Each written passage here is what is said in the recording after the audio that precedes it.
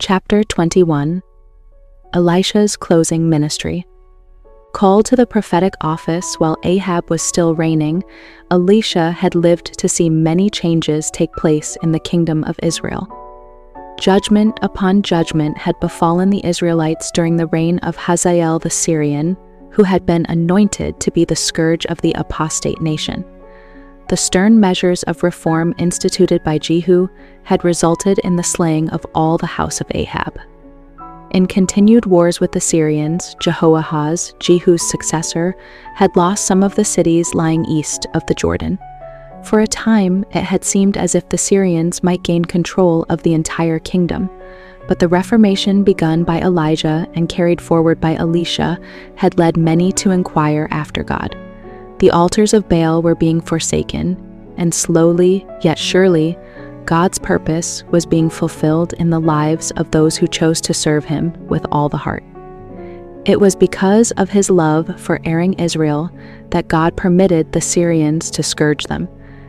It was because of His compassion for those whose moral power was weak that He raised up Jehu to slay wicked Jezebel and all the house of Ahab. Once more, through a merciful providence, the priests of Baal and of Ashtoreth were set aside and their heathen altars thrown down. God in His wisdom foresaw that if temptation were removed, some would forsake heathenism and turn their faces heavenward, and this is why He permitted calamity after calamity to befall them. His judgments were tempered with mercy, and when His purpose was accomplished, He turned the tide in favor of those who had learned to inquire after Him. While influences for good and for evil were striving for the ascendancy, and Satan was doing all in his power to complete the ruin he had wrought during the reign of Ahab and Jezebel, Elisha continued to bear his testimony. He met with opposition, yet none could gainsay his words. Throughout the kingdom he was honored and venerated. Many came to him for counsel. While Jezebel was still living, Joram, the king of Israel, sought his advice. And once, when in Damascus, he was visited by messengers from Ben-Hadad, king of Syria, who desired to learn whether a sickness then upon him would result in death. To all the prophet bore faithful witness in a time when, on every hand, truth was being perverted, and the great majority of the people were in open rebellion against heaven. And God never forsook His chosen messenger.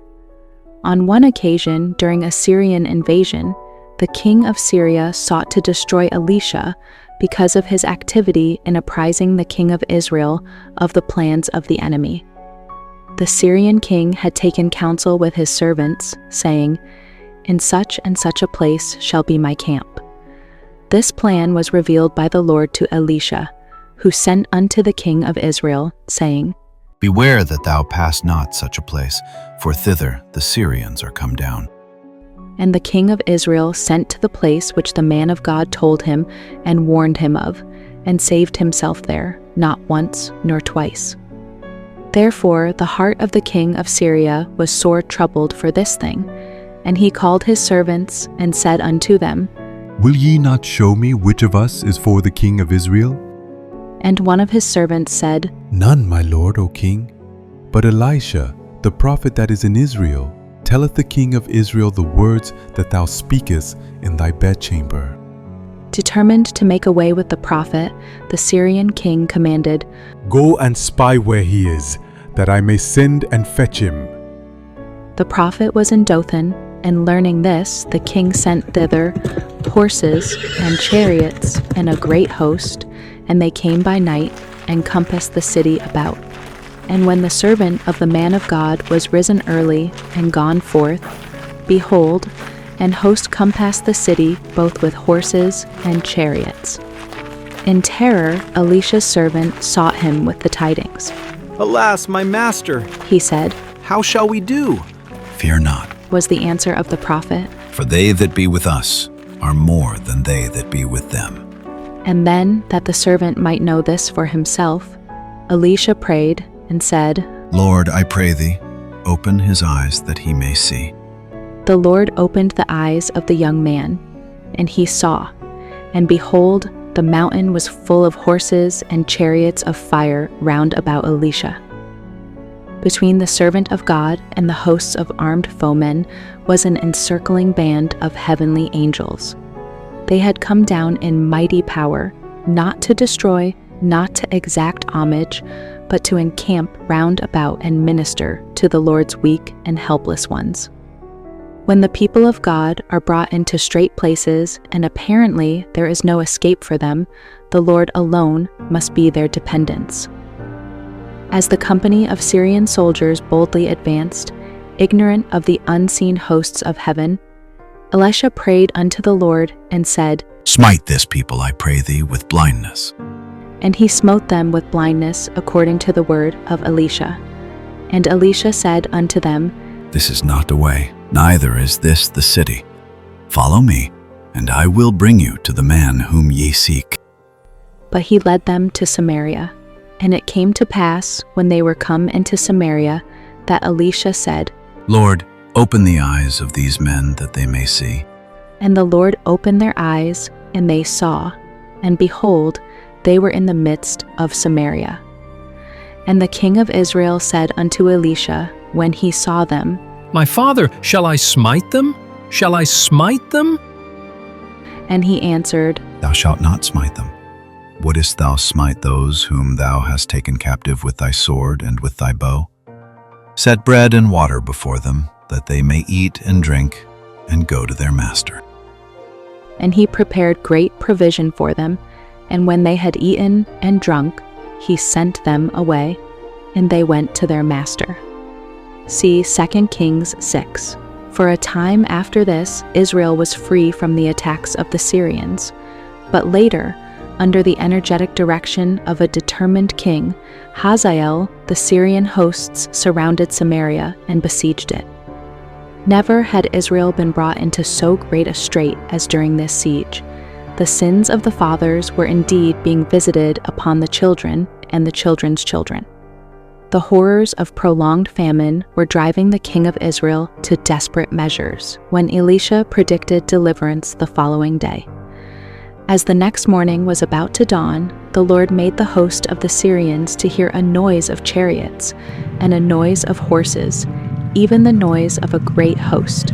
And they, seized with fear, arose and fled in the twilight, leaving their tents and their horses and their asses, even the camp as it was, with rich stores of food. They fled for their life, not tarrying until after the Jordan had been crossed. During the night of the flight, 4 leprous men at the gate of the city, made desperate by hunger, had proposed to visit the Syrian camp and throw themselves upon the mercy of the besiegers, hoping thereby to arouse sympathy and obtain food. What was their astonishment when, entering the camp, they found no man there.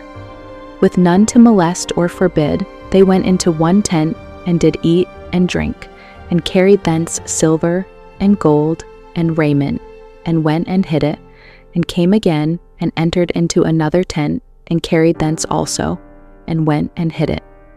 Then they said one to another, We do not well. This day is a day of good tidings, and we hold our peace. Quickly they returned to the city with the glad news. Great was the spoil. So abundant were the supplies that on that day a measure of fine flour was sold for a shekel, and 2 measures of barley for a shekel, as had been foretold by Elisha the day before. Once more the name of God was exalted before the heathen, according to the word of the Lord, through his prophet in Israel. See 2 Kings 7:5-16. Thus the man of God continued to labor from year to year, drawing close to the people in faithful ministry, and in times of crisis standing by the side of kings as a wise counselor. The long years of idolatrous backsliding on the part of rulers and people had wrought their baleful work. The dark shadow of apostasy was still everywhere apparent, yet here and there were those who had steadfastly refused to bow the knee to Baal. As Elisha continued his work of reform, many were reclaimed from heathenism, and these learned to rejoice in the service of the true God. The prophet was cheered by these miracles of divine grace, and he was inspired with a great longing to reach all who were honest in heart. Wherever he was, he endeavored to be a teacher of righteousness. From a human point of view, the outlook for the spiritual regeneration of the nation was as hopeless as is the outlook today before God's servants who are laboring in the dark places of the earth. But the Church of Christ is God's agency for the proclamation of truth. She is empowered by Him to do a special work. And if she is loyal to God, obedient to His commandments, there will dwell within her the excellency of divine power. If she will be true to her allegiance, there is no power that can stand against her. The forces of the enemy will be no more able to overwhelm her than is the chaff to resist the whirlwind. There is before the Church the dawn of a bright, glorious day, if she will put on the robe of Christ's righteousness, withdrawing from all allegiance to the world. God calls upon His faithful ones who believe in Him to talk courage to those who are unbelieving and hopeless. Turn to the Lord, ye prisoners of hope. Seek strength from God, the living God. Show an unwavering, humble faith in His power and His willingness to save. When in faith we take hold of His strength, He will change, wonderfully change, the most hopeless, discouraging outlook. He will do this for the glory of His name. So long as Elisha was able to journey from place to place throughout the kingdom of Israel, he continued to take an active interest in the upbuilding of the schools of the prophets. Wherever he was, God was with him, giving him words to speak and power to work miracles. On one occasion, the sons of the prophets said unto Elisha, Behold now, the place where we dwell with thee is too strait for us. Let us go, we pray thee, unto Jordan, and take thence every man a beam, and let us make us a place there where we may dwell. 2 Kings 6:1-2.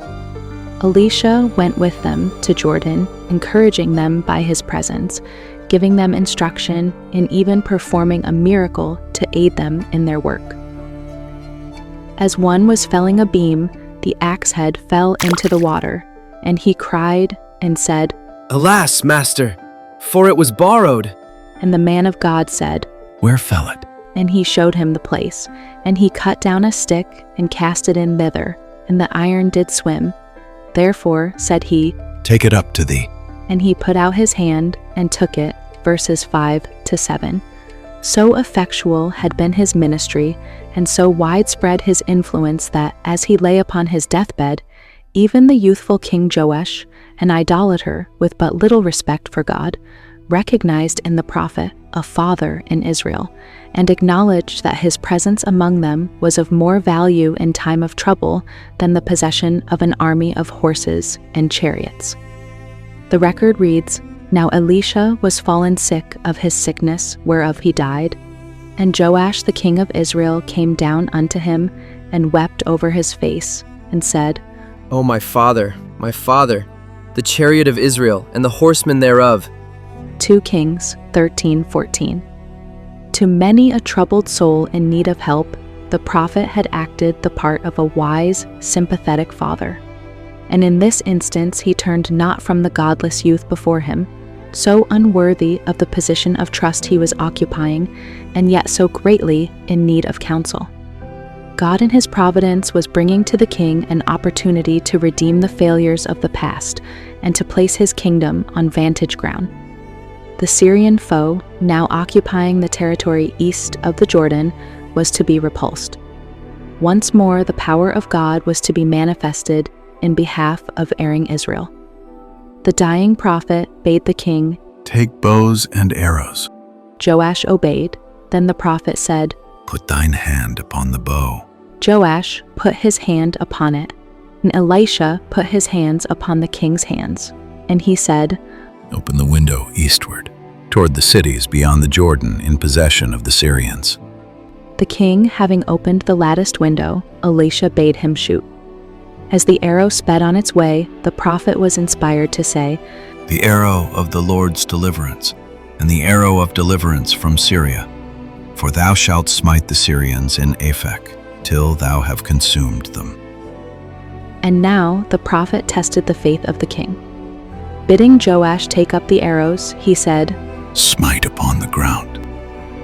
Thrice the king smote the ground, and then he stayed his hand. Thou shouldest have smitten 5 or 6 times. Elisha exclaimed in dismay. Then hadst thou smitten Syria till thou hadst consumed it. Whereas now, thou shalt smite Syria but thrice. 2 Kings 13:15-19. The lesson is for all in positions of trust. When God opens the way for the accomplishment of a certain work and gives assurance of success, the chosen instrumentality must do all in his power to bring about the promised result. In proportion to the enthusiasm and perseverance with which the work is carried forward will be the success given.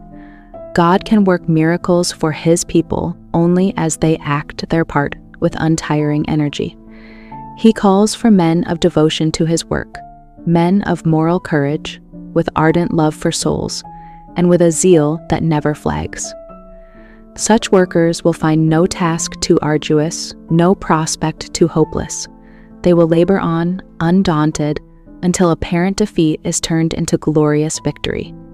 Not even prison walls, nor the martyr's stake beyond, will cause them to swerve from their purpose of laboring together with God for the upbuilding of his kingdom. With the counsel and encouragement given Joash, the work of Elisha closed. He upon whom had fallen in full measure the Spirit resting upon Elijah had proved faithful to the end. Never had he wavered. Never had he lost his trust in the power of omnipotence. Always, when the way before him seemed utterly closed, he had still advanced by faith, and God had honored his confidence and opened the way before him. It was not given Elisha to follow his master in a fiery chariot. Upon him the Lord permitted to come a lingering illness. During the long hours of human weakness and suffering, his faith laid fast hold on the promises of God, and he beheld ever about him heavenly messengers of comfort and peace.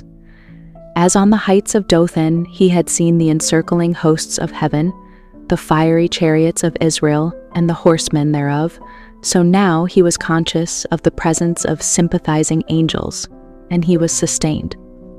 Throughout his life he had exercised strong faith, and as he had advanced in a knowledge of God's providences and of his merciful kindness, faith had ripened into an abiding trust in his God, and when death called him, he was ready to rest from his labors. Precious in the sight of the Lord is the death of his saints. Psalm 116, verse 15. The righteous hath hope in his death. Proverbs 14:32. With the psalmist, Elisha could say in all confidence, God will redeem my soul from the power of the grave, for he shall receive me. Psalm 49, verse 15. And with rejoicing he could testify, I know that my Redeemer liveth, and that he shall stand at the latter day upon the earth. Job 19:25. As for me, I will behold thy face in righteousness. I shall be satisfied when I awake with thy likeness. Psalm 17:15.